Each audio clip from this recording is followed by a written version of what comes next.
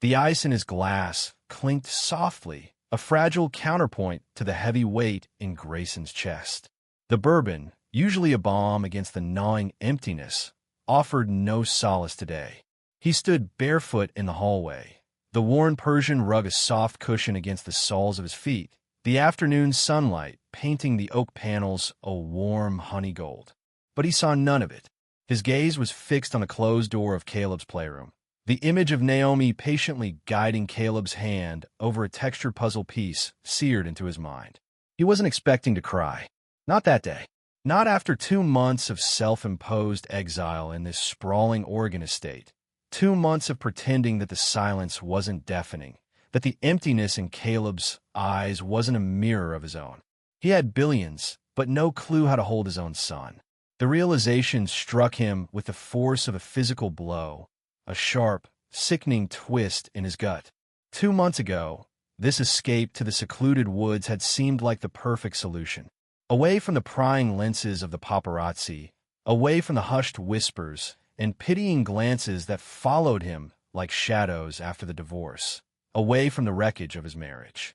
He'd told himself it was for Caleb, for the boy's sensitive nature, his aversion to the chaos of their previous life. But even then, a sliver of self-awareness, sharp and uncomfortable, had whispered that he was running, not protecting. He was running from the guilt, the inadequacy, the crushing weight of fatherhood that he felt so ill-equipped to bear. The memory of the courtroom, sterile and cold, flashed through his mind. His lawyer's crisp voice echoing the legalities, his ex-wife's strained face a mask of barely contained bitterness. Caleb, oblivious in his own world, had sat clutching a worn, stuffed dinosaur, the rhythmic rocking of his small body the only outward sign of the turmoil raging within him.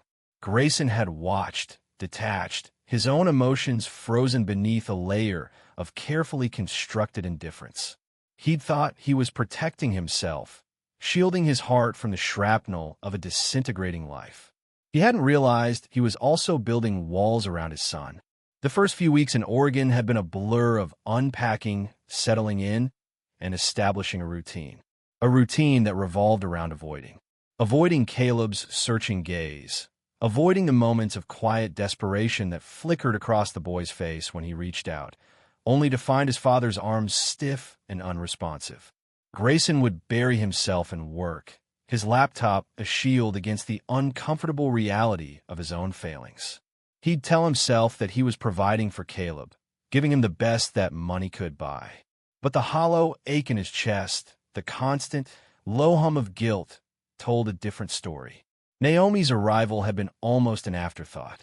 A quiet, unassuming woman with eyes that seemed to hold a universe of understanding. She moved through the house with a gentle grace, her presence a calming balm on the frayed nerves of the estate. She didn't tiptoe around Caleb's autism, didn't treat him with the awkward mixture of pity and fear that Grayson had become accustomed to. She simply accepted him, acknowledged him, saw him. He remembered the first time Naomi had interacted with Caleb. It was during one of Caleb's meltdowns, a sensory overload that sent the boy spiraling into a world of overwhelming noise and light. Grayson, as usual, had frozen, unsure of what to do, paralyzed by his own fear of making things worse. But Naomi had stepped in, her movements calm and deliberate. She hadn't tried to restrain him or force him to stop. Instead, she'd dimmed the lights, created a quiet corner, and simply sat beside him, her presence a silent anchor in the storm. The memory of Caleb slowly calming in her presence, his small body gradually relaxing against hers, still sent a pang of something sharp and unfamiliar through Grayson's chest. The ice in his glass had melted, the bourbon watered down and lukewarm. He took a long swallow, the bitter liquid burning a path down his throat. He thought of the countless times he'd dismissed Caleb's attempts at connection, the times he'd turned away from the boy's outstretched hand, the times he'd retreated into the cold comfort of his own isolation. He'd justified it as self-preservation, as a necessary detachment to protect himself from the pain of his failed marriage. But the truth was, he'd been afraid. Afraid of the vulnerability, afraid of the responsibility, afraid of the depth of emotion that Caleb, in his own silent way, demanded. The image of Naomi and Caleb, their heads bent together over the puzzle, resurfaced in his mind. He saw the gentle curve of Naomi's smile, the focused concentration on Caleb's face, the small, almost imperceptible shift in the boy's posture that spoke volumes about the comfort he found in her presence. And in that moment, Grayson saw the reflection of his own failings with a clarity that was both devastating and liberating. He saw the vast, uncharted territory of fatherhood that lay before him, a landscape filled with both the potential for joy and the sharp edges of his own inadequacies. He knew he had a long way to go, but for the first time in a long time, he felt a flicker of hope, a fragile ember of determination ignite within him. He wasn't sure where to begin, but he knew he had to try. For Caleb, and for himself. The city shimmered, a million fractured reflections in the glass towers that clawed at the perpetually overcast sky. Grayson Blackwell stood at the panoramic window of his penthouse apartment. The city spread below like a circuit board, pulsing with an energy he no longer felt a part of. 2 months ago, this view had been a symbol of his success, a tangible representation of the empire he'd built. Now it was just a reminder of everything he was losing. The echoes of the argument still reverberated in the opulent space, a discordant symphony of accusations and recriminations. Isabel's voice, sharp and brittle with years of unspoken resentment, had sliced through the polished veneer of their life. "You're a ghost, Grayson," she'd hissed, her words echoing in the hollow chambers of his heart. "A ghost in your own home, in your own marriage, in your own son's life." He hadn't denied it. He couldn't. Caleb sat in the corner, oblivious to the tempest raging around him, meticulously lining up his toy cars, a tiny island of order in a sea of chaos. The rhythmic click of the wheels against the hardwood floor was the only sound that penetrated the wall of silence Grayson had erected around himself. He watched his son, a familiar pang of guilt twisting in his gut. Caleb's world was one of routines and rituals, a fragile ecosystem easily disrupted by the unpredictable currents of the outside world. Grayson knew he should comfort him, offer some semblance of reassurance, but the words caught in his throat, choked by the emotional paralysis that had become his constant companion. The divorce proceedings were a media's circus, every sordid detail dissected and amplified by the ravenous appetite of the public. Tech giant's divorce gets messy, and he didn't care to stay and clean up the fallout. The headlines screamed from every newsstand, each word a fresh wound to his already battered pride. He could feel the weight of the world's judgment, a heavy cloak of disapproval that suffocated him. He craved escape, a sanctuary from the prying eyes and the relentless scrutiny. He found it in the form of a secluded estate nestled in the misty hills of Oregon, a world away from the relentless glare of Silicon Valley. The sprawling property, shrouded in ancient trees and bordered by a rushing river, promised anonymity and solitude, a place where he could disappear from the wreckage of his life. He told himself it was for Caleb, a chance to shield him from the media frenzy, to provide him with a stable environment. But deep down, Grayson knew the truth. He was running from the mess he'd made, from the responsibilities he'd shirked, from the emotional debris he couldn't bear to confront. Packing Caleb's belongings was a mechanical exercise, each familiar object a silent reproach. The worn teddy bear, the collection of smooth stones, the meticulously organized box of crayons, they were fragments of a childhood Grayson had barely witnessed, a life he'd observed from a distance, always preoccupied, always elsewhere. He felt a profound disconnect, a chasm between himself and the small boy who was his son, a chasm he didn't know how to bridge. The drive north was a blur of rain-slicked highways and brooding skies, the landscape mirroring the turmoil within him. Caleb, cocooned in the back seat, remained absorbed in his own world, seemingly unaffected by the upheaval.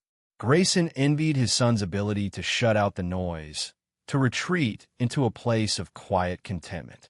He longed for that same peace, that same detachment, but his mind was a battlefield, a constant barrage of regrets and self-recrimination.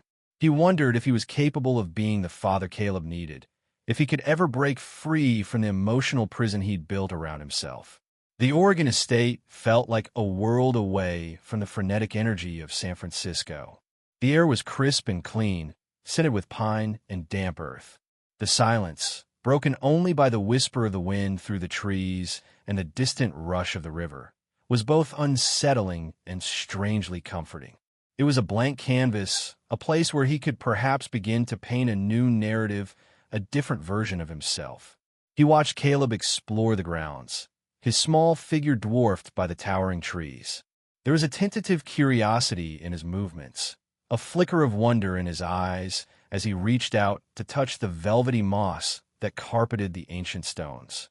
For a fleeting moment, Grayson glimpsed a possibility, a glimmer of hope that maybe, just maybe, this new beginning could be something more than just an escape. Maybe it could be a chance to finally connect with the son he barely knew, to confront the ghosts that haunted him, and to begin the arduous task of rebuilding the shattered fragments of his life. He stood there, a solitary figure silhouetted against the backdrop of the imposing house, the weight of the past pressing down on him like a physical burden. The journey ahead would be long and difficult, fraught with uncertainty and doubt. But as he watched Caleb, a fragile tendril of determination began to unfurl within him, a quiet resolve to try, to keep trying, to find a way to bridge the distance and become the father his son deserved. The silence of the Oregon wilderness held a promise, a whisper of possibility, a chance to rewrite the narrative of his life, not as a tech giant or a failed husband, but as a father finally present, finally engaged, finally ready to learn the language of his son's heart. The road ahead was shrouded in mist, the path unclear, but for the first time in a long time, Grayson felt a flicker of hope, a fragile ember glowing in the darkness.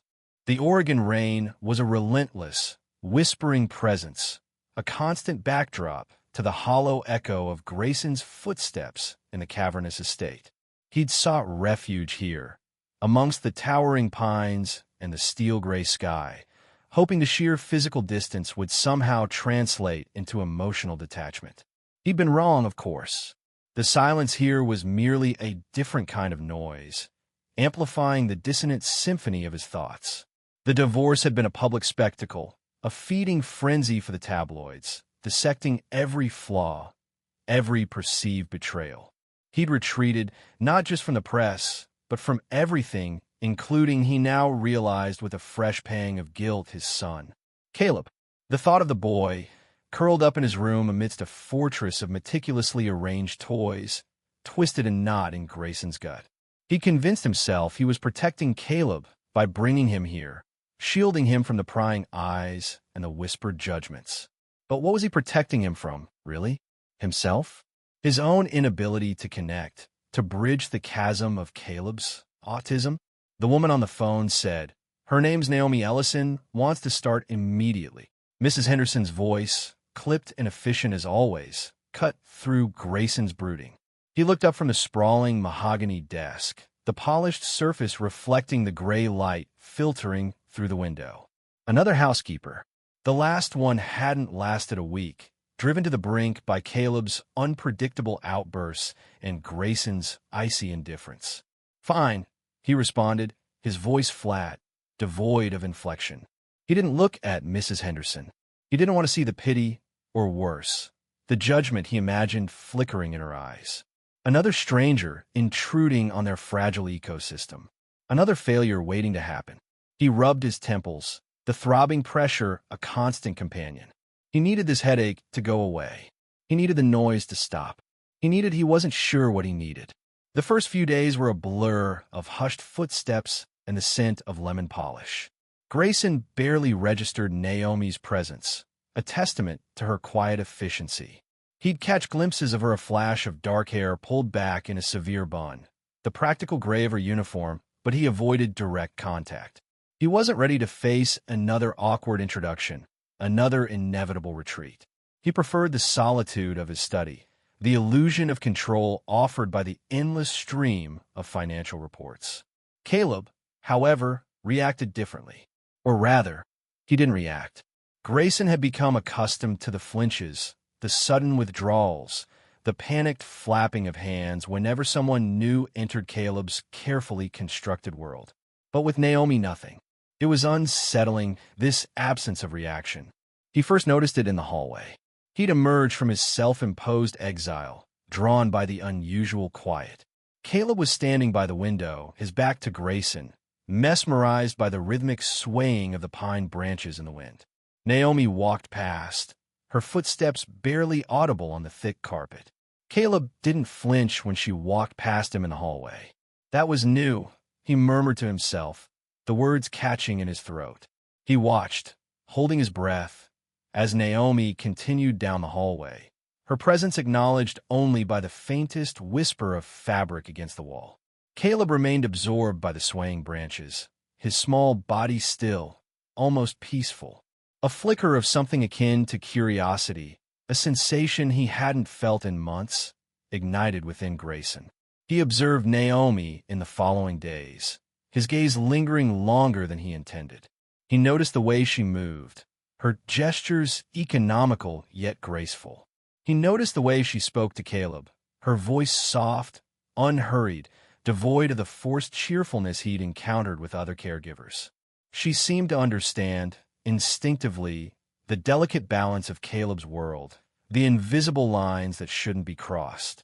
One evening, he found them in the garden. The rain had finally ceased, leaving the air thick with the scent of damp earth and pine needles. Caleb was sitting on the stone bench, his hands cupping a small, wriggling earthworm. Naomi was kneeling beside him, her face level with his. She wasn't speaking, simply observing, a gentle smile playing on her lips. Caleb looked up at her, his eyes, usually clouded with anxiety, clear and focused. He offered her the earthworm, his hand outstretched, a gesture of trust so profound it stole Grayson's breath. He watched them from the shadows of the French doors, a strange tightness in his chest. He'd never seen Caleb like this, so open, so connected.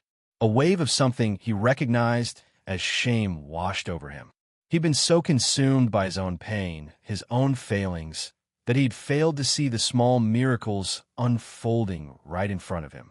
He retreated back into the house, the weight of his inadequacy pressing down on him.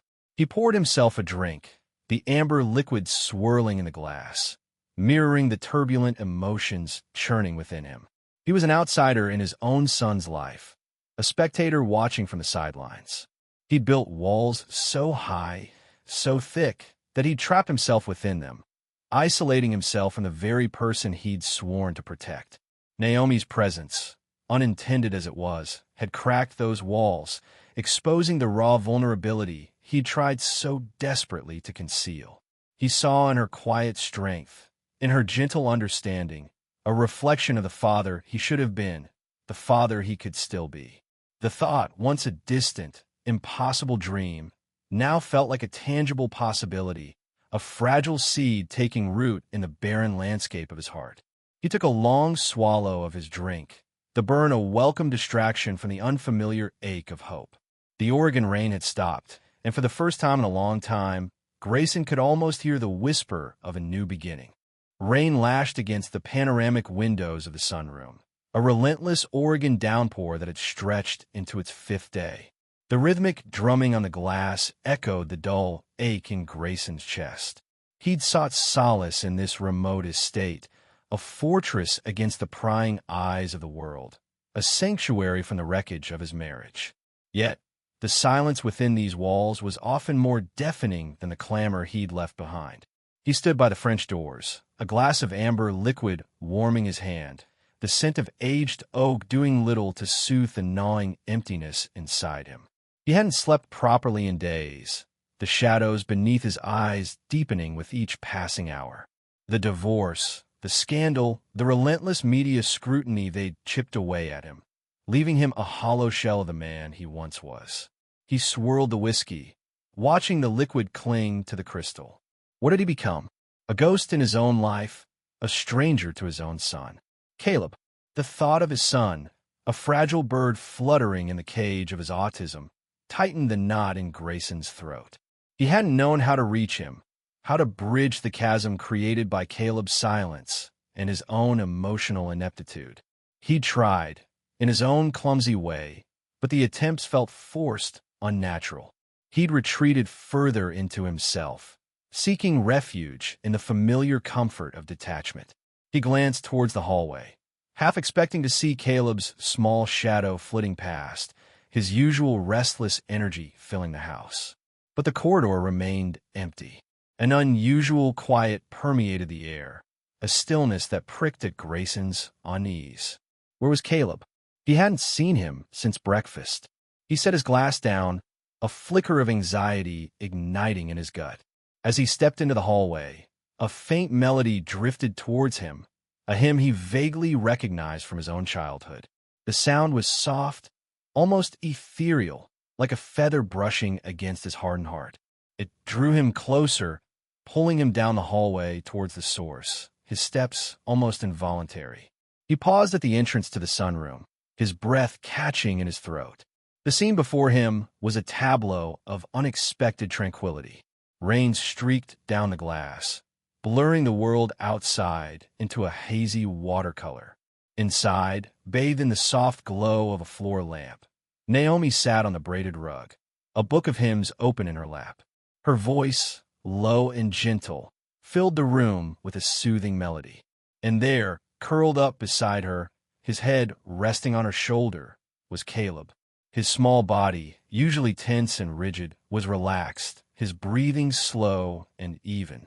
He held a worn, plush dinosaur clutched in his hand, his thumb gently stroking its textured skin.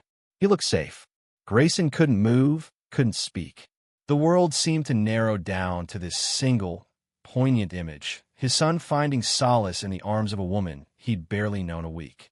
A woman who seemed to possess an innate understanding of Caleb's needs, a gentle touch he himself had never mastered. A wave of emotion crashed over him, so powerful it nearly buckled his knees. He felt a burning sensation behind his eyes, a tightness in his chest that threatened to suffocate him. He realized, with a startling clarity, that he'd been starving for this quiet connection, this sense of peace. He'd built walls around himself, convinced it was protection, but it had only served to isolate him, to keep him from the very thing he craved most. He wanted what Caleb had, that unspoken understanding, that sense of belonging. He yearned to bridge the gap, to reach out and touch his son, to hold him close and whisper words of comfort. But the years of emotional distance, the ingrained habit of detachment, held him captive. He could only stand there, a silent observer of his own failings. The melody ended, and Naomi, seemingly unaware of his presence, gently closed the hymn book. She shifted slightly, adjusting Caleb's head against her shoulder. Caleb stirred in his sleep, his lips curving into a small, contented smile. A smile Grayson had rarely seen. The sight was a punch to the gut, a visceral reminder of all he'd missed, all he'd failed to provide.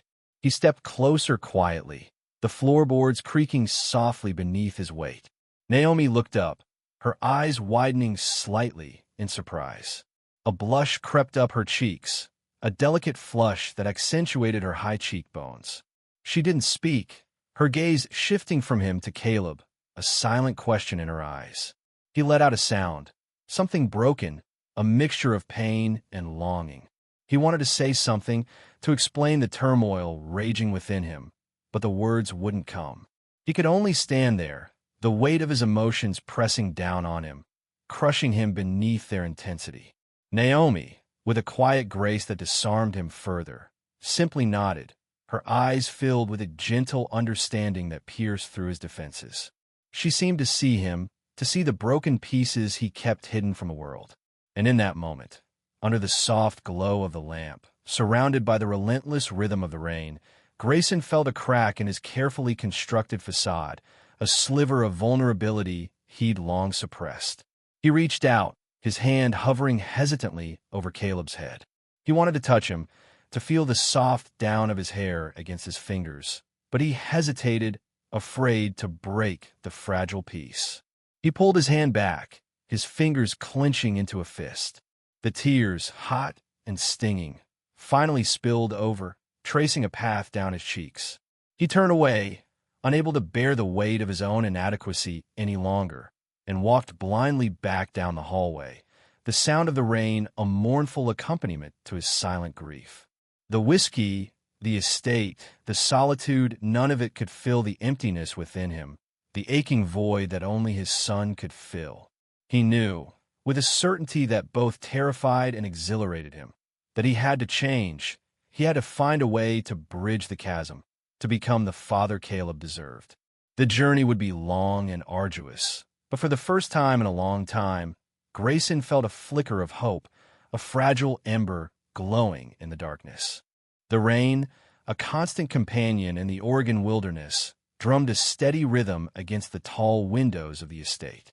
Inside, the air held the faint scent of pine needles and the almost imperceptible hum of the air purifier, a necessity for Caleb's sensitive system.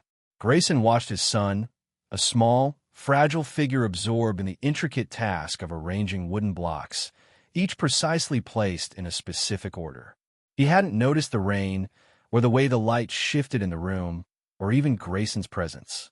His world was a world of order, of patterns and textures, a refuge from the chaotic bombardment of sensory input that overwhelmed him. Guilt, a familiar ache, gnawed at Grayson. He'd built this fortress of solitude, this isolated estate, as much for himself as for Caleb. A retreat from the prying eyes of the media, the whispers of pity, the crushing weight of his failed marriage. But in doing so, had he inadvertently created a prison for his son? Naomi moved through the room like a whisper of wind, her presence barely registering on the periphery of Grayson's consciousness. She was replacing a wilted bouquet with fresh lilies, their perfume a delicate counterpoint to the earthy scent of the pine. He found himself observing her more and more these past few weeks, her quiet efficiency, the effortless way she navigated Caleb's delicate world. She didn't speak much, but her actions spoke volumes. The gentle way she redirected Caleb's attention when his frustration began to mount, the soft humming she seemed to reserve only for him, the intuitive understanding she possessed of his unspoken needs. It was an uncanny ability, one that eluded Grayson even after 8 years of fatherhood. Caleb, usually resistant to change, seemed to accept Naomi's presence as a natural element of his environment. The rhythmic rocking, the hand flapping, the subtle signs of his inner turmoil lessened when she was near. He even began to make fleeting eye contact with her, a small miracle that sent a flicker of hope through Grayson's hardened heart. He knew he should be grateful, relieved even, but a strange, unfamiliar emotion coiled in his chest. It wasn't jealousy, not exactly, more a sense of displacement, of being an outsider in his own son's world. He cleared his throat, the sound breaking the silence of the room. Caleb didn't react, his focus still fixed on his blocks. Naomi, however, turned, her gaze meeting Grayson's with a calm, unwavering intensity that made him shift uneasily. "He seems calmer today," Grayson commented, the words feeling stiff and awkward. "He likes the lilies," Naomi replied, her voice soft, almost melodic. "The scent is soothing." Grayson watched as she adjusted a stray stem, her fingers brushing against the delicate petals. "You seem to understand him," he said, the words hesitant, as if testing the waters of an unfamiliar language. Naomi smiled, a fleeting expression that softened the sharp angles of her face. "People like Caleb," she began, her voice barely above a whisper, "they feel everything. More deeply, more intensely than we can imagine. The world can be overwhelming." She paused, her gaze shifting to Caleb, who was now carefully stacking the blocks into a tall tower. "He doesn't need coddling, Mr. Blackwell. He just needs presence. Real presence." Her words resonated within Grayson, striking a chord deep within his being. Presence. A simple word, yet exposed the vast chasm of his own failings. He'd been present physically, of course, but his mind, his thoughts, his emotions had been a million miles away, trapped in the labyrinth of his own grief, his own guilt, his own inability to connect with the fragile boy who was his son. He thought about all the times he'd retreated to his study, using work as a shield against the raw, unfiltered emotions that Caleb evoked. The times he delegated Caleb's care to nannies and therapists, outsourcing the very essence of fatherhood. Shame, hot and bitter, rose in his throat. Over the following weeks, Grayson found himself seeking out Naomi, drawn to her quiet wisdom, her intuitive understanding of Caleb's world. He'd linger in the doorway of the playroom, watching as she interacted with Caleb, her voice a gentle murmur against the backdrop of the rain. He began to ask questions, tentatively at first, then with a growing thirst for knowledge. He learned about sensory overload, about stimming behaviors, about the importance of routine and predictability. He learned about Caleb's fascination with textures, his aversion to loud noises, his love for the feel of smooth stones in his hands. One evening, he found Naomi in the garden, tending to the herbs she'd planted in raised beds. The air was thick with the scent of lavender and rosemary. Caleb was sitting nearby, mesmerized by the dance of a butterfly flitting among the blossoms. Grayson watched them for a long moment, a strange sense of peace settling over him. He hadn't felt disconnected in years. He approached them slowly, his footsteps muffled by the soft earth. Naomi turned, her face illuminated by the soft glow of the setting sun. "He likes watching the butterflies," she said, her voice barely audible above the chirping of crickets. Grayson nodded, his gaze fixed on Caleb's face. The usual anxiety, the constant tension that etched itself onto his features, seemed to have vanished. In its place was a look of quiet wonder, a flicker of pure, unadulterated joy. And in that moment, Grayson understood. He understood the power of presence, the profound impact of simply being there, fully present in the moment, without judgment or expectation. He knelt beside Caleb, his hand reaching out to touch his son's arm. Caleb didn't flinch, didn't pull away. He simply turned, his eyes meeting Grayson's with a fleeting, almost imperceptible spark of recognition. It was a small gesture, a tiny flicker of connection, but for Grayson, it was a universe of hope, of possibility, of a future he hadn't dared to imagine. The rain had stopped, and the first stars were beginning to appear in the darkening sky. The air was still, heavy with the promise of a new dawn. And for the first time in a long time, Grayson felt a glimmer of hope, a fragile tendril of connection reaching out, bridging the vast chasm that had separated him from his son. The rhythmic whir of the dryer was a low hum in the otherwise silent laundry room. Grayson leaned against the cool metal of a folding table, the scent of detergent faintly clinging to the air. He watched Naomi fold Caleb's clothes, her movements precise and economical. Each tiny t-shirt, each pair of soft cotton pants, handled with a care that was almost reverent. He'd been observing her for weeks, noting the way she interacted with Caleb, the quiet understanding, the lack of forced cheerfulness that so many others employed around his son. He cleared his throat, the sound seeming overly loud in the confined space. "Naomi," he began, then hesitated. What right did he have to pry into her life? Yet, a strange, unfamiliar urge propelled him. He needed to understand. "You seem to understand, Caleb," he finally managed, his voice still rough.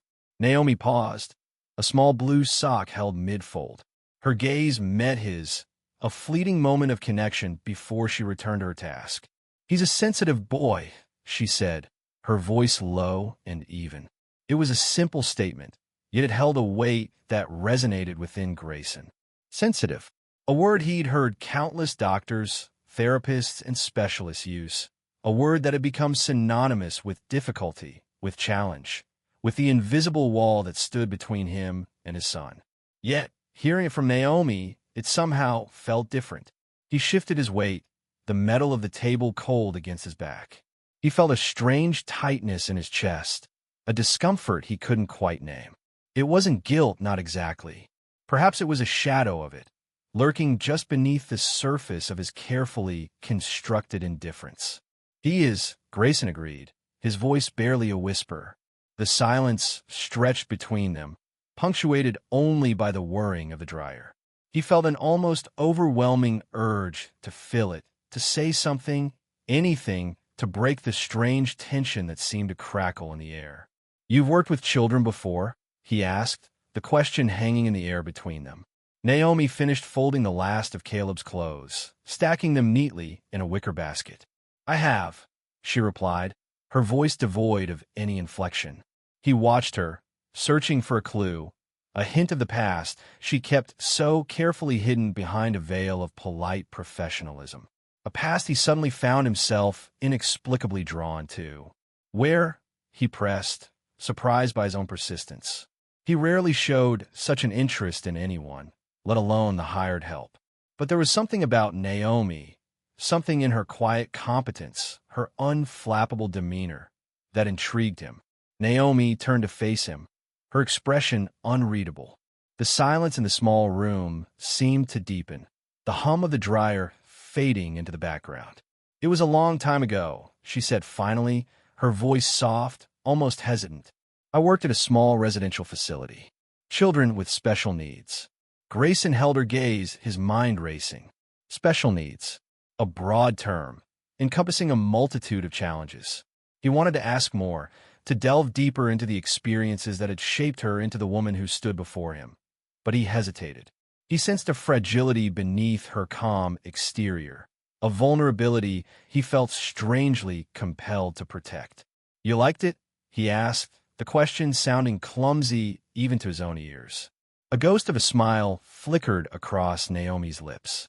"I did," she replied, her voice gaining a subtle warmth. "It was challenging, but rewarding." He watched her, captivated by the subtle shift in her demeanor. The faint smile, the slight softening of her eyes. It was a glimpse into a world he'd never seen before, a world of quiet compassion and unwavering patience. A world he desperately wanted to understand, if only to bridge the chasm that separated him from his own son. "What did you learn?" he asked, his voice barely above a murmur. He wasn't sure what he was asking, not exactly. Perhaps he was seeking a secret, a formula, a magic key that would unlock the mysteries of Caleb's world. Naomi looked away, her gaze settling on the swirling patterns of the dryer's window. "I learned," she said slowly, her voice thoughtful, "that people like Caleb, they don't block stuff out the way we do. The noise, the lights, the textures, it all comes in at once. A constant barrage of stimuli." She paused, her brow furrowing slightly. "He doesn't need perfection, Mr. Blackwell," she continued, turning to meet his gaze once more. "He just needs presence, real presence." The words hung in the air, heavy with unspoken meaning. Presence, a concept so simple, yet so elusive. He thought of his own life, a whirlwind of meetings, deadlines, and distractions. A life where presence was a luxury he could rarely afford. He looked at Naomi, her quiet strength radiating from her like an unseen force. He realized, with a sudden clarity that startled him, that she possessed a quality he desperately lacked. A stillness, a centeredness, a capacity for being truly present in the moment. And it was this very quality, this quiet strength, that allowed her to connect with Caleb in a way he never could. He felt a pang of something akin to envy, followed by a wave of exhaustion. The weight of his failings, his emotional detachment, pressed down on him, heavy and suffocating. He closed his eyes, the hum of the dryer a dull throb in his ears. Naomi's words echoed in his mind, a quiet reproach to his own carefully constructed world of indifference. He opened his eyes, his gaze meeting hers. "Thank you, Naomi," he said, his voice hoarse. He knew, with a certainty that both terrified and exhilarated him, that something had shifted within him. A crack in the wall, a sliver of light in the darkness. A beginning. The Oregon rain was a relentless, whispering presence, a constant backdrop to the quiet drama unfolding within the stone walls of the Blackwell estate. Grayson, accustomed to the crisp, efficient rhythm of city life, found himself adrift in the hushed expanse of the house. The silence, once a refuge from the clamor of his divorce proceedings, now pressed in on him, a suffocating reminder of his isolation. He'd sought solace in the anonymity of this remote place, a place where no one knew the disgraced billionaire or the emotionally stunted father he'd become. But the silence was a cruel companion, amplifying the hollowness within him. He'd hired Naomi with the same detached practicality he applied to all his business dealings. A housekeeper, a necessity, a means to an end, nothing more. He hadn't anticipated the subtle shift she'd bring, a gentle rearrangement of the very molecules of the house. The air, once thick with the sterile scent of disinfectant, now carried the warm, homely fragrance of baking bread. He caught glimpses of her moving through the rooms, a quiet efficiency in her every gesture. It was unsettling, this intrusion of normalcy into his carefully constructed world of controlled solitude. He'd built walls around himself, brick by brick, and yet, this woman, with her quiet presence, seemed to effortlessly bypass them. Caleb, too, was changing. The rigidity in his small frame seemed to soften, replaced by a tentative ease. The frantic flapping of his hands, a constant before, lessened, replaced by moments of quiet focus on the wooden blocks Naomi had brought for him. Grayson watched them, a strange knot tightening in his chest, a feeling he couldn't quite name. He was an observer in his own life, watching the interactions between his son and the housekeeper with a detached curiosity, like a scientist studying a rare specimen. He'd grown so accustomed to Caleb's anxieties, to the predictable patterns of his autism, that this shift was disconcerting. One evening, drawn by the soft murmur of voices, Grayson paused at the doorway of Caleb's playroom. Naomi sat on the floor, her back against the wall, a children's book open in her lap. Caleb, unusually still, sat beside her, his gaze fixed on the colorful illustrations. Naomi's voice was a low, soothing melody, weaving a tale of talking animals and magical adventures. He watched, unseen, as Caleb reached out a hesitant hand to touch the page, a small, tentative gesture that resonated deep within Grayson's dormant heart. He'd never seen Caleb display such focused attention, such a willingness to engage with the world outside his own internal landscape. He retreated before they noticed him, the image of their shared, quiet intimacy seared into his mind. It was a stark contrast to his own clumsy attempts to connect with his son. He'd showered Caleb with expensive toys, gadgets designed to stimulate and educate, but they'd always been met with indifference, or worse, an overwhelming sensory overload that sent the boy spiraling into anxiety. He realized, with a pang of self-reproach, that he'd been trying to buy his son's affection, to compensate for his own emotional absence. The change was gradual, almost imperceptible at first. The kitchen no longer smelled like sterile counters, but of warm spices and simmering soups. The sharp edges of the house, once so stark and impersonal, seemed to soften, rounded by the gentle presence of Naomi. He'd find Caleb's blocks in neat little rows, a testament to Naomi's patient efforts to introduce order into his son's world. The silence of the house, once a suffocating blanket, now held a different quality, a sense of peace, of shared existence. He found himself lingering in the shared spaces, drawn by the low hum of activity. He'd sit in his study, ostensibly working, but his attention would drift towards the sounds emanating from the kitchen, the clinking of dishes, the soft murmur of Naomi's voice as she spoke to Caleb. He'd find excuses to walk past the playroom, pausing at the doorway to watch them, a silent observer of a world he hadn't known existed, a world of simple joys, of shared moments, of quiet connection. One afternoon, he found Naomi in the garden, patiently coaxing Caleb to touch the soft petals of a rose. He watched as Caleb, after a moment of hesitation, reached out a finger and gently stroked the velvety surface. A small smile, rare and precious, touched his lips. It was a moment of pure, unadulterated joy, and Grayson, standing in the shadows, felt a strange tightness in his throat, a sensation he hadn't experienced in years. He realized, with a startling clarity, that he was envious. Envious of the connection Naomi had forged with his son, a connection he'd never been able to achieve. The realization was a bitter pill to swallow, a painful acknowledgement of his own failings as a father. He'd always prided himself on his intellect, his business acumen, his ability to control and manipulate the world around him. But in this quiet corner of Oregon, surrounded by the whispering rain and the blossoming roses, he was forced to confront a different kind of power, a power that had nothing to do with money or influence. The power of human connection, the power of empathy, the power of simple, unwavering love. These were the currencies he lacked, and he was starting to understand the true cost of his emotional bankruptcy. He began to make small changes, tentative steps towards bridging the chasm between himself and his son. He started joining them for dinner, sitting across the table from Caleb, engaging in simple conversations with Naomi. He'd ask about Caleb's day, listen patiently to Naomi's gentle explanations of his behaviors, her insights into his world. He started reading to Caleb at night, his voice clumsy and awkward at first, but gradually gaining confidence as he saw the flicker of recognition in his son's eyes.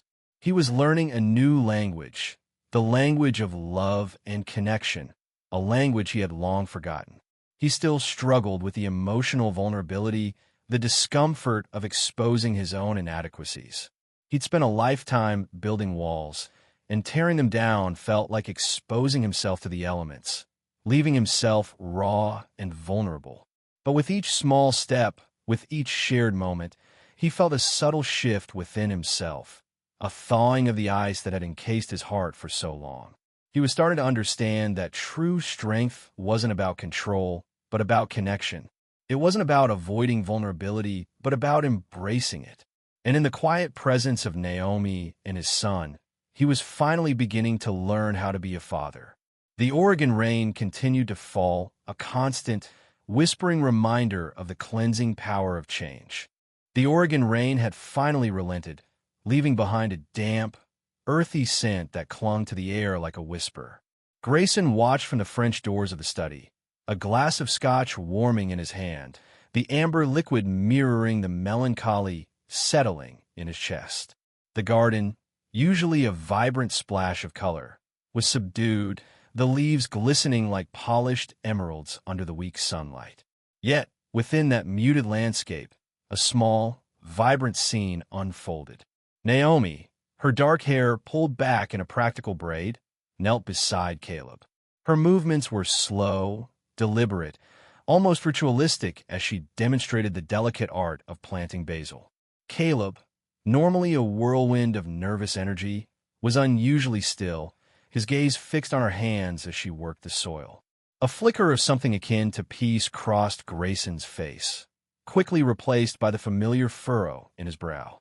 He took a sip of scotch, the burn familiar and unwelcome. Peace, such a foreign concept in his world, a world he'd meticulously constructed of steel and glass, a world designed to keep emotions at bay. And yet, here it was blooming in his own damn garden, fostered not by him, but by a woman he barely knew. He watched as Naomi gently guided Caleb's hand, helping him place the tiny basil seedling into the freshly turned earth.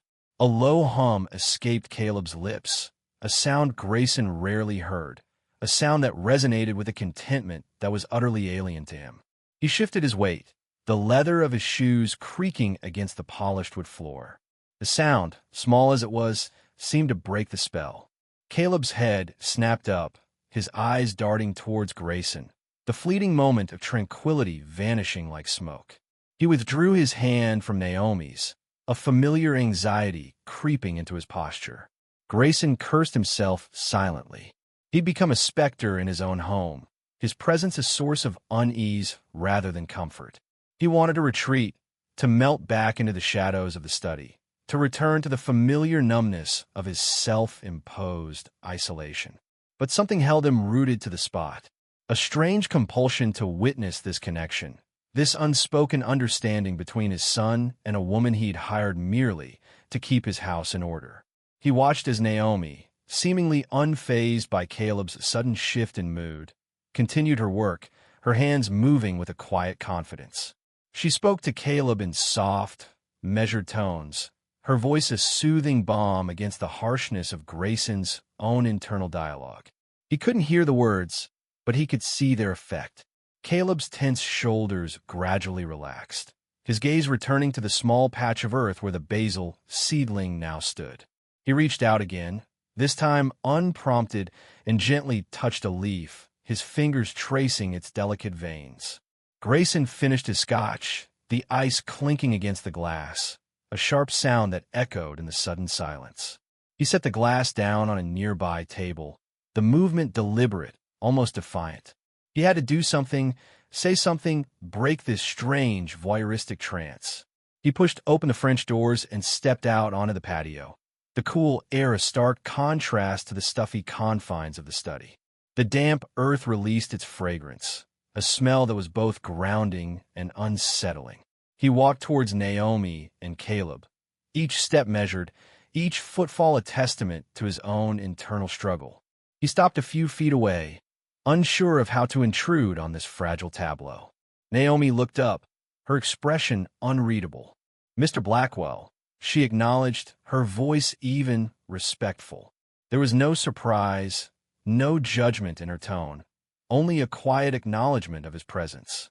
"You don't have to do that," Grayson said, the words coming out harsher than he intended. He gestured vaguely towards the garden. "Gardening, that's not part of your duties." Naomi's gaze shifted to Caleb, who was now intently examining a small earthworm wriggling in the soil. "No, sir," she replied, her voice calm. "Neither is teaching your son how to plant basil, but here we are." The words hung in the air, heavy with unspoken meaning. Grayson felt a prickle of annoyance, quickly followed by a wave of something he hadn't felt in a long time: shame. He looked at Caleb, really looked at him, at the way his brow was furrowed in concentration, at the small, almost imperceptible smile playing on his lips. He looked at Naomi, at the quiet competence in her eyes, at the gentle way she interacted with his son. And in that moment, he saw the stark contrast between his own detached apathy and her genuine care. He cleared his throat, the sound rough and awkward. "He seems to enjoy it," he said, the words a grudging admission of a truth he'd been avoiding for far too long. Naomi nodded. "He does," she agreed, her voice soft. "He enjoys the sensory experience. The feel of the earth, the smell of the basil, the sight of something growing." Grayson felt a strange tightness in his chest. He'd spent so much time trying to shield Caleb from the world, to protect him from the sensory overload that often triggered his anxiety. He'd built a sterile, predictable environment, believing he was doing what was best. But in doing so, he'd inadvertently deprived Caleb of the simple joys of life, the very things that Naomi seemed to understand instinctively. He shifted his weight again, the damp earth clinging to the soles of his shoes. He felt a sudden urge to kneel down beside Caleb, to feel the soil between his own fingers, to experience the world through his son's eyes. But the years of emotional distance, the carefully constructed walls he'd built around himself, held him back. He remained standing, a silent observer, watching the quiet exchange between his son and the woman who seemed to understand him better than he did. The shame lingered, a heavy weight in his gut, a constant reminder of the vast distance he had to bridge. The scotch had long since worn off, leaving behind a bitter taste that mirrored the regret that was slowly, inexorably beginning to consume him. The rain hammered against the kitchen windows, a relentless Oregon downpour that mirrored the ceaseless churn of thoughts in Grayson's mind. He watched Naomi, her back to him, as she methodically chopped vegetables, her movements precise and economical. The rhythmic thud of the knife against the wooden cutting board, the sizzle of onions softening in the pan, these simple sounds were a stark contrast to the dissonant symphony within him. He'd offered her a ludicrous salary, triple the market rate, a sum that could have tempted any of the previous housekeepers to endure Caleb's challenging behaviors.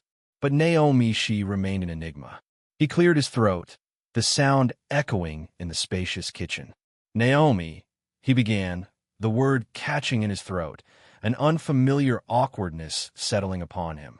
He'd always been fluent in the language of business, of acquisitions and mergers, but the language of genuine human interaction felt foreign, rusty from disuse. He shifted his weight, the expensive Italian leather of his shoes squeaking against the polished slate floor. "2, I'm still not sure why you accepted this position. It's demanding." She turned, her gaze meeting his, a quiet intensity in her eyes that unnerved him. It wasn't judgment, he realized, but something akin to understanding. An understanding that seemed to pierce the carefully constructed walls around his heart. Walls he hadn't realized were so brittle. He felt a sudden urge to look away, to retreat back into the familiar coldness that had become his refuge. "Mr. Blackwell," she began, her voice soft yet firm, each syllable enunciated with a clarity that cut through the drumming rain. He'd initially found her quiet demeanor unsettling, almost subservient, but now he realized it was something else entirely. It wasn't subservience, but control. A quiet, unwavering control that he envied. "Money doesn't impress me." Her words hung in the air, a stark declaration that landed with unexpected force. His wealth, his power, the very things that defined him in the world outside these walls, held no sway over her. He felt a flicker off what was it? Irritation? Intrigue? He couldn't quite name it. He watched as she turned back to the vegetables, her hands continuing their rhythmic work. He saw the faintest tremor in her fingers as she picked up a carrot, a fleeting vulnerability that she quickly masked. He told himself it was nothing, a trick of the light, but the image lingered, a tiny crack in the composed facade she presented to the world. He'd been so certain, so arrogant in his assumption that money was the answer to everything. He'd thrown money at his problems, at his ex-wife, at therapists, at specialized schools for Caleb. He'd built this fortress of solitude, brick by expensive brick, believing it would shield him from the pain of his failing marriage, the guilt of his emotional detachment from his son. But none of it had worked.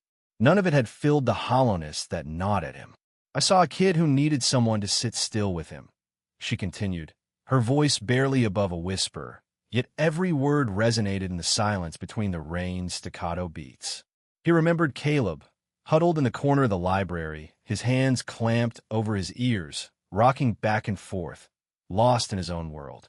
He remembered the gnawing feeling of inadequacy, the desperate yearning to bridge the chasm between them, and the crushing weight of his inability to do so. Naomi had seen that too. She'd seen the boy he couldn't reach, the boy he'd almost given up on. "I'm not here to be your emotional rehab, Mr. Blackwell," she added, her voice gaining a subtle edge, the quiet steel beneath the velvet finally revealed. The words stung, a sharp slap of reality that he desperately needed. He'd been so lost in his own misery, so consumed by his own failings, that he hadn't even considered her perspective. He'd viewed her as a solution, a tool to fix his broken family, without ever truly seeing her as a person. Shame washed over him, a hot, uncomfortable wave that threatened to drown him in its intensity. He opened his mouth to speak, to apologize, to explain, but the words wouldn't come. He swallowed hard, the silence stretching between them, thick with unspoken emotions. He turned away, unable to bear the weight of her gaze. The rain continued its relentless assault, each drop a tiny hammer blow against the glass, against his carefully constructed defenses. He looked out at the sprawling grounds of the estate, the lush green landscape blurring through the rain-streaked windows. He'd sought refuge here, hoping to escape the prying eyes of the world, the whispers and judgments that followed him like shadows. But the real prison wasn't the outside world. He realized it was the one he'd built within himself, the walls of emotional detachment he'd erected to protect himself from pain. And Naomi, with her quiet strength, her unwavering focus on Caleb, had inadvertently exposed the fragility of those walls. He ran a hand through his hair, the gesture weary, defeated. He was a stranger in his own life, a ghost inhabiting a gilded cage.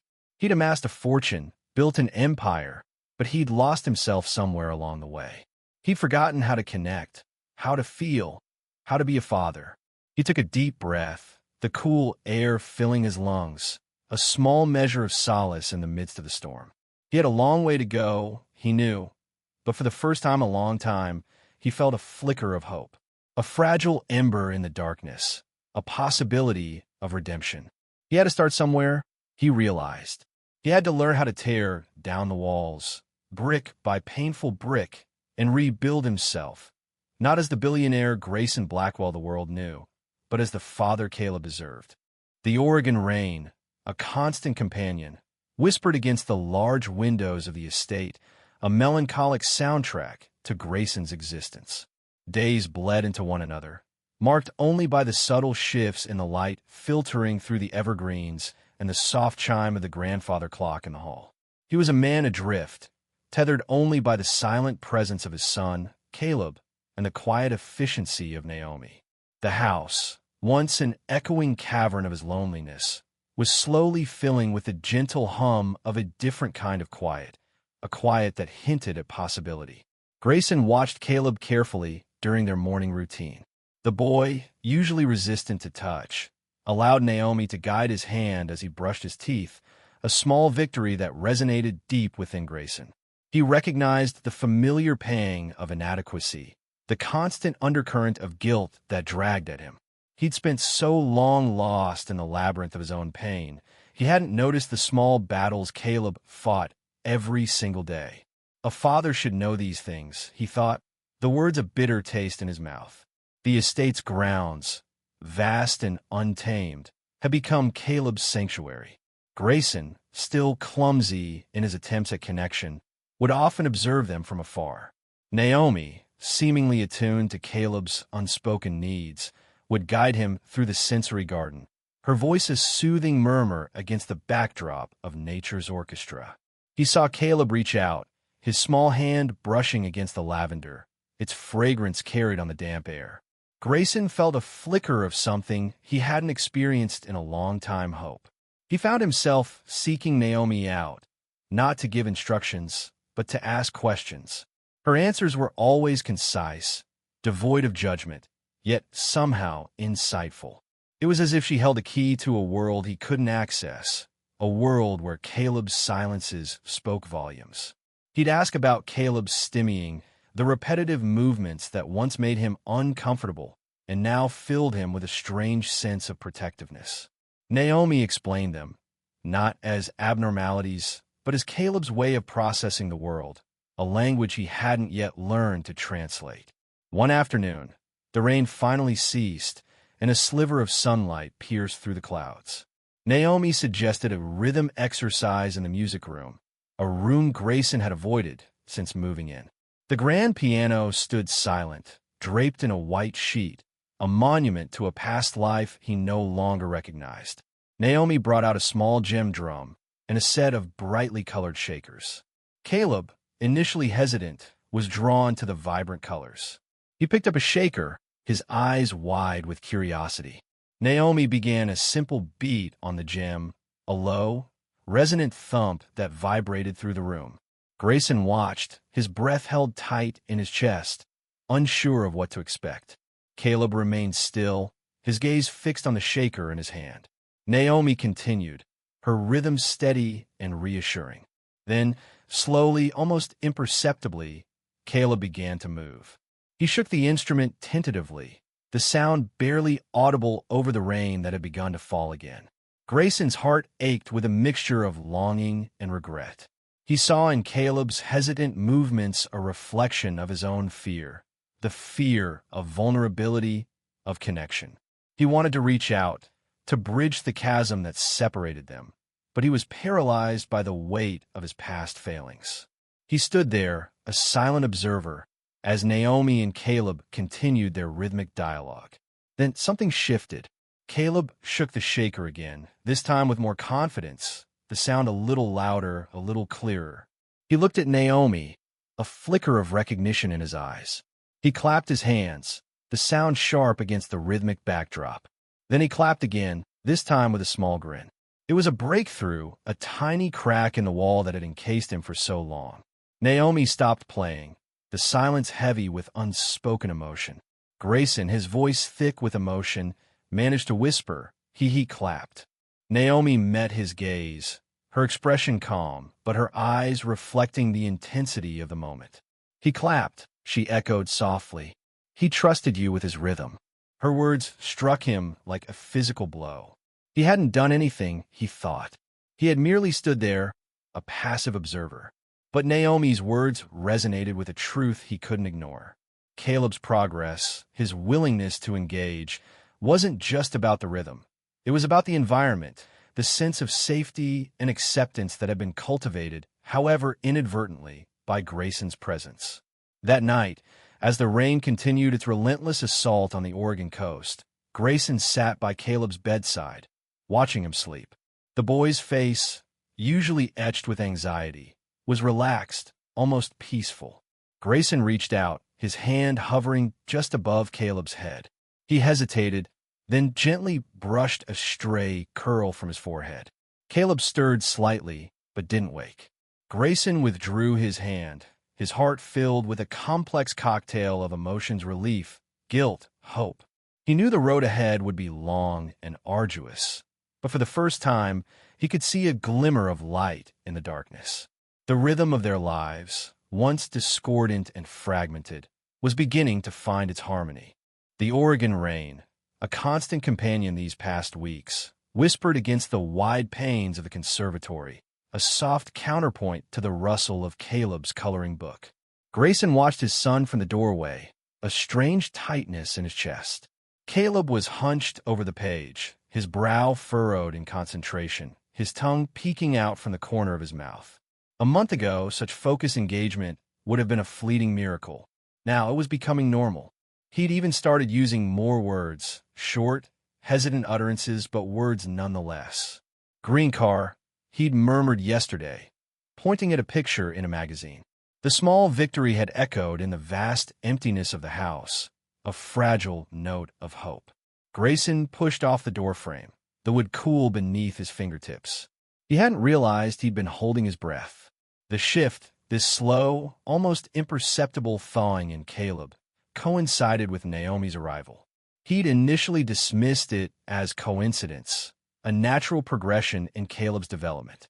But the evidence was mounting against him.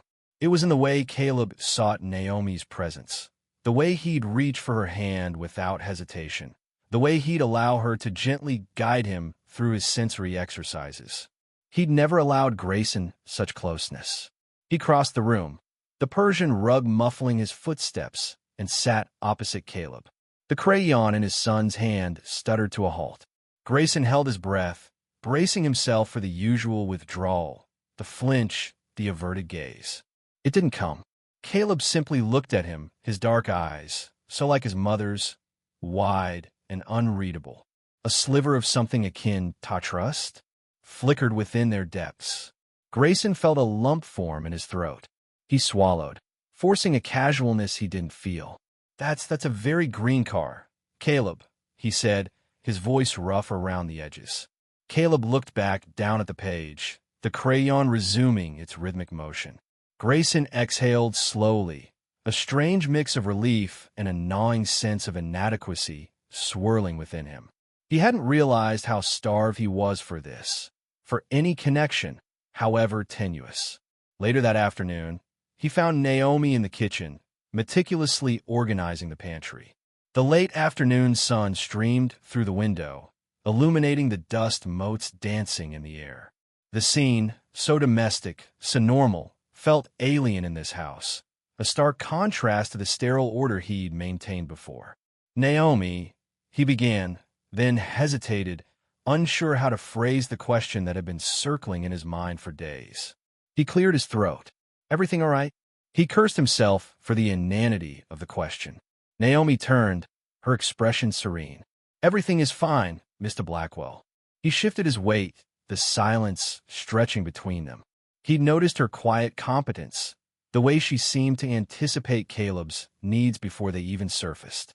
He'd also noticed the small, almost imperceptible ways she'd subtly rearranged the house, making it less of showroom and more of a home. He hadn't consciously registered the changes, yet they'd settled in his bones, a quiet hum, off-rightness. I received a call from Mrs. Blackwell, Naomi said, breaking the silence. Grayson stiffened. His ex-wife's calls were rarely pleasant.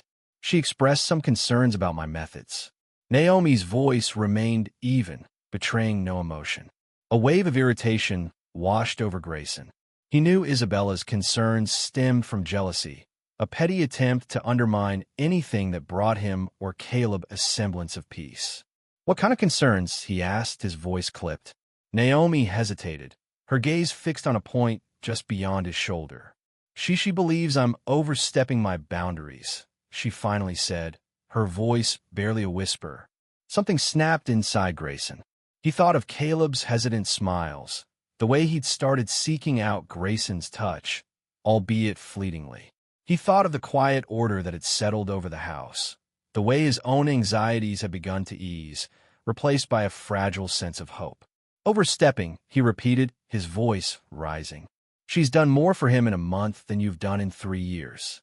The words hung in the air, heavy with unspoken accusations, with the weight of his own failings. Naomi's eyes widened slightly, a flicker of surprise in their depths. He looked away, shame burning in his throat.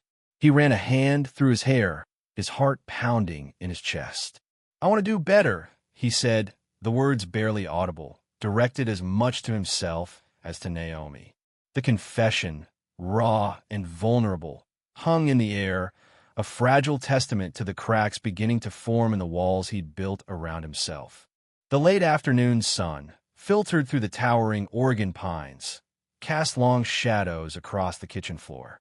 Grayson watched Naomi's hands, deft and precise, as she meticulously chopped vegetables for Caleb's dinner. He leaned against the counter, the cool granite a stark contrast to the churning turmoil in his chest.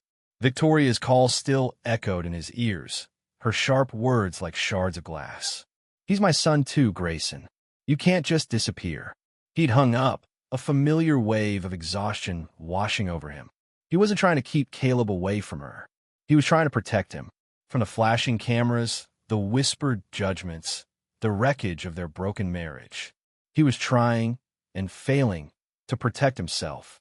The rhythmic thud of a knife against the cutting board, the quiet hum of the refrigerator, the faint scent of pine needles drifting in from the open window, these were the sounds, the smells, the textures of his new reality. A reality he hadn't chosen, but one he was slowly, reluctantly, accepting. He glanced at Caleb, sitting at the small table by the window, meticulously arranging his toy cars. The boy's brow was smooth, his breathing even, a stark contrast to the tense, anxious child he'd been just weeks ago. "Victoria called," he said, the words heavy in the stillness. He watched Naomi's hands pause for a fraction of a second before resuming their work. She didn't meet his gaze, but he could sense her listening, her quiet presence a steady anchor in the swirling chaos of his thoughts. "She wants to see Caleb," he added, pushing the words out, each syllable a tiny, painful expulsion of breath. "That's understandable," Naomi finally said, her voice soft, almost a whisper. He wondered what went on behind those calm, watchful eyes. Did she judge him? Did she see him as the monster Victoria painted him to be? Understandable. He scoffed, pushing himself away from the counter. The granite no longer offered any comfort. She abandoned him, Naomi. Just like he stopped himself, the unspoken accusation hanging in the air. He didn't want to talk about Victoria. He didn't want to dissect the mangled remains of their relationship. Not with Naomi. Not with anyone. Naomi placed the chopped vegetables in a bowl, her movements deliberate and unhurried. "Children need both parents, Mr. Blackwell," she said quietly. "Even when things are difficult." He saw the subtle shift in her posture, a slight stiffening of her shoulders, and realized he'd crossed a line. He'd brought his messy personal life into her professional space. He'd burdened her with the weight of his failures. "I know that," he mumbled, the words barely audible. He felt a strange urge to explain himself, to justify his actions, but the words wouldn't come. How could he explain the suffocating fear that gripped him, the terror of repeating the mistakes of his own parents? A soft humming sound filled the air. Caleb was singing to himself, a low, melodic tune. Grayson turned to look at his son, a strange tightness in his chest. He rarely heard Caleb make any sound beyond the occasional cry or whimper. He saw Naomi watching Caleb too, a faint smile playing on her lips. In that moment, something shifted within him. He saw the connection between them, the unspoken understanding, the gentle current of affection that flowed between them. He felt a pang of something he couldn't quite name. Envy? Longing? He pushed the unsettling emotions aside. You've made a difference, Naomi, he said, the words clumsy and inadequate. He wanted to say more, to express the profound gratitude he felt for the subtle but significant changes he'd witnessed in Caleb. But the words seemed to catch in his throat. Naomi turned to face him, her gaze direct and steady. "This isn't just work, Mr. Blackwell," she said, her voice low and intense. "This is something sacred." Her words resonated within him, striking a chord deep in his soul. He looked at her, truly looked at her, for the first time. He saw the quiet strength in her eyes, the unwavering compassion, the unwavering commitment she held not just for Caleb, but for him as well. He realized, with a startling clarity, that Naomi was more than just a housekeeper. She was a lifeline, a beacon of hope in the darkness of his despair. He wanted to tell her how much she meant to them, how she'd given him a glimpse of a future he hadn't dared to imagine, but he couldn't find the words. He simply nodded, the gesture heavy with unspoken emotion. Later that evening, as Grayson watched Caleb sleep, he found himself thinking about Naomi's words. Something sacred. He understood now what she meant. The bond between parent and child, the unwavering love, the fierce protectiveness. It was a sacred trust, a responsibility he'd almost abdicated. He looked at his son's peaceful face, the gentle rise and fall of his chest, and a wave of fierce determination washed over him. He wouldn't fail Caleb. He would be the father he deserved. He knew the road ahead wouldn't be easy. There would be challenges, setbacks, and moments of doubt. But he also knew he wasn't alone. He had Naomi, and for the first time in a long time, he felt a glimmer of hope. He knew, deep down, that Naomi wouldn't stay forever. She had her own life, her own dreams. The thought of her leaving sent a sharp pang of anxiety through him. He'd grown accustomed to her quiet presence, her calming influence. He'd come to rely on her, not just for Caleb's care, but for his own fragile equilibrium. He pushed the thought away, telling himself he couldn't be selfish. He couldn't hold her back, but the fear remained, a subtle undercurrent beneath the surface of his newfound resolve. He knew he had to prepare himself, to build a future for himself and Caleb that didn't depend on her. But for now, he would cherish the time they had, the fragile piece she'd brought into their lives. He would learn from her, absorb her wisdom, and try to become the father Caleb needed him to be. He owed that to his son, and perhaps he owed it to himself. The rain had finally ceased its relentless organ serenade.